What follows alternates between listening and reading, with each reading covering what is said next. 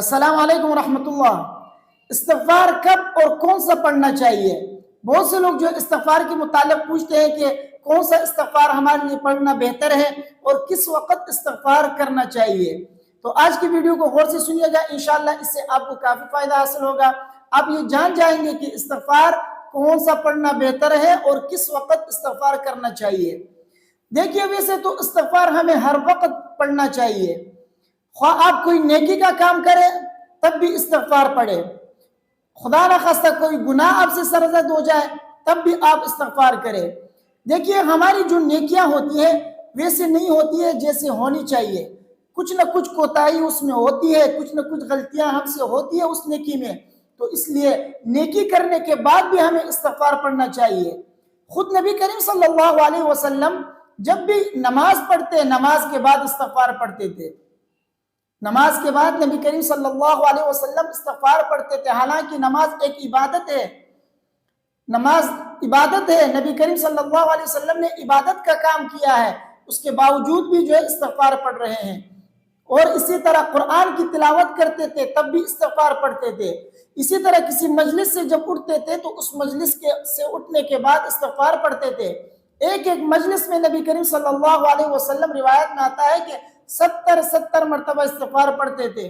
تو ہمیں اور آپ کو بھی چاہیے کہ اگر کوئی بھی نیکی کا کام ہم کریں اس کے بعد ہمیں استغفار پڑھنا چاہیے، اور اسی طرح خدا نہ خواستہ کوئی گناہ سرزد ہو جائے تو تب بھی ہمیں استغفار پڑھنا چاہیے۔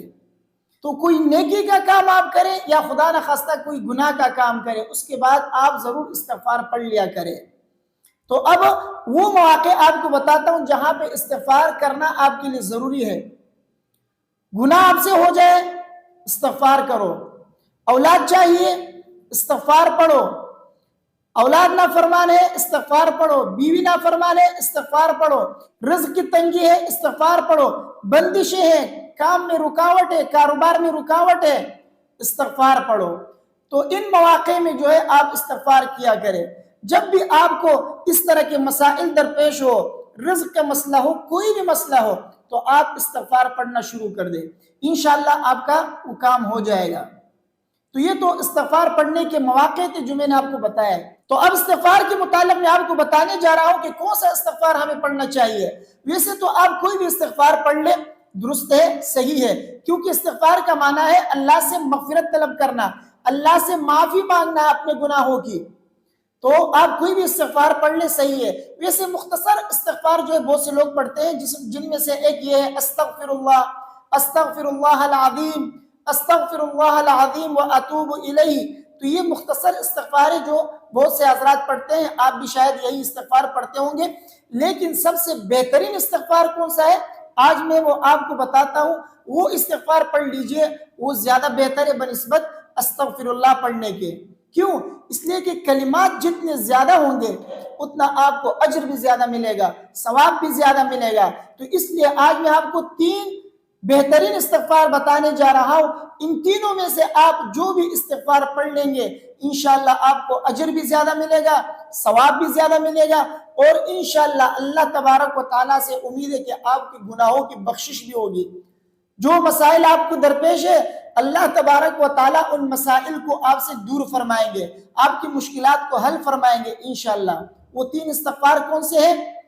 نمبر 1، استغفر اللہ الذی لا الہ الا هو الحی القیوم واتوب الیہ۔ یہ بہترین استغفار ہے۔ تو جو بھی ساتھی استغفار پڑھتے ہیں تو ان کو چاہیے کہ یہ استغفار پڑھا کرے، سب سے بہترین استغفار یہی ہے۔ دوبارہ آپ کو سناتا ہوں، اسی طرح پڑھا کیجئے۔ بہت سے ساتھی ایسے ہیں جو کہ پڑھنے میں غلطی کرتے ہیں، زیر زبر کی رعایت نہیں کرتے ہیں، غلط پڑھتے ہیں، تو ایسا نہ کریں۔ کبھی کبھار ایسا ہوتا ہے کہ زیر زبر کی غلطی کرنے سے معنی تبدیل ہو جاتا ہے، تو پھر بندہ گنہگار ہو جاتا ہے، بعض جگہوں میں بندہ کافر تک ہو جاتا ہے۔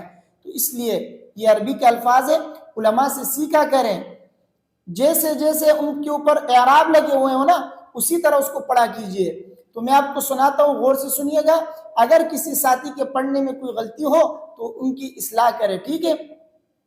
استغفر اللہ الذی لا الہ الا هو الحی القیوم واتوب الیہ۔ بعض ساتھی یہاں پہ یہ کہتے ہیں کہ یہاں پہ تو قیوم ہے، آپ نے قیوم کیوں پڑھا؟ اگر کہیں پہ آپ رکیں گے تو وہاں پر قیوم پڑھیں گے، اگر آپ نہیں رکنا چاہتے اور یوں پڑھتے ہیں تو پھر قیوم ہوگا، مثلا یوں استغفر اللہ الذی لا الہ الا هو الحی القیوم واتوب الیہ، تو پھر یہ بھی درست ہے۔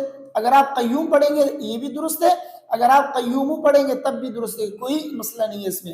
اور دوسرا سب سے بہترین استغفار کون سا ہے؟ وہ ہے استغفر اللہ ربی من کل ذنب واتوب الیہ۔ بہت سے ساتھی اس کے پڑھنے میں غلطی کرتے ہیں، میں دوبارہ پڑھ کے سناتا ہوں، غلطی بھی بتاؤں گا، غور سے سنیے۔ غلطی کیا کرتے ہیں؟ غلطی یہ کرتے ہیں استغفر اللہ ربی من کل ذنب واتوب الیہ، ذنب واتوب الیہ پڑھتے ہیں، تو یہ غلط ہے، اس طرح نہ پڑھا کریں۔ جیسے علماء اور قاری حضرات پڑھتے ہیں تو اسی طرح آپ پڑھیں گے، اس کا اجر بھی آپ کو زیادہ ملے گا، تجوید کے ساتھ پڑھنے میں ثواب زیادہ ہوتا ہے، اور اس میں اعراب کا بھی جو ہے خیال ہوتا ہے، تو اس لیے صحیح پڑھا کریں۔ تو یوں پڑھیں استغفر اللہ ربی من کل ذنب واتوب الیہ، یہ ہے استغفار پڑھنے کا صحیح طریقہ۔ تو یہ دو استغفار ہوئے۔ تیسرا استغفار وہ قرآن کی وہ آیت ہے رب اغفر لی وتب علی انک انت التواب الرحیم، رب اغفر لی وتب علی انک انت التواب الرحیم۔ تو یہ تین استغفار سب سے بہترین استغفار ہے۔ ان تینوں میں سے آپ جو بھی آپ کو آسان لگے، جو بھی آپ کے لیے آسان ہو پڑھنا، آپ اسی کو یاد کیجئے، اسی کو جو ہے روزانہ پڑھا کریں۔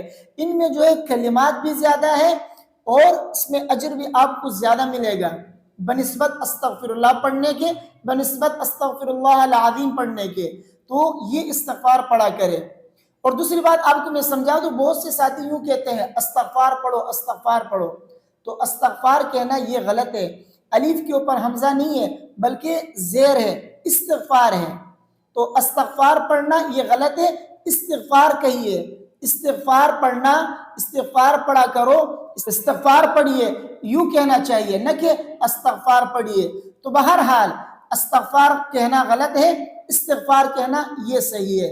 تو بہرحال استغفار کے متعلق یہ دو باتیں میں نے آپ کے سامنے عرض کی کہ استغفار کس وقت پڑھنا چاہیے اور استغفار کون سا پڑھنا بہتر ہے۔